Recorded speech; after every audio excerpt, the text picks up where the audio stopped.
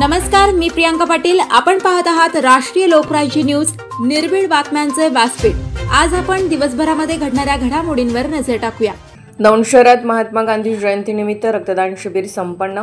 आज दिनांक 2/10/2025 रोजी दौंड येथे महात्मा गांधी जयंतीनिमित्त सद्भावना सामाजिक सेवा प्रतिष्ठान यांच्यातर्फे सालाबादप्रमाणे रक्तदान शिबिर आयोजित करण्यात आले आहे।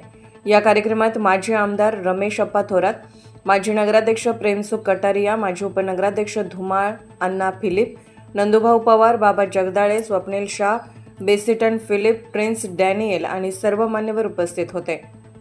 आणि सद्भावना सामाजिक सेवा प्रतिष्ठानचे अध्यक्ष John Philip, Sachin Rode, Bablu Naik, Yogesh Kamble, Gajanan Shinde, OS Dias, Michael Bhosale, Ganesh Bhosale, line boys, वक्त सर्व पदाधिकारी कार्यकर्ते उपस्थित होते। या रक्तदान शिबिरात रोटरी क्लब ऑफ दौंड या ब्लड बँक यांच्या सौजन्याने केले आहे।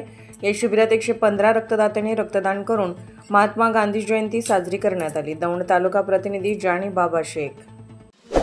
ताज्या बातम्यांसाठी आणि अपडेट्ससाठी राष्ट्रीय लोकराज्य न्यूज चॅनलला सबस्क्राइब करा, तसेच लाईक आणि शेअर करा।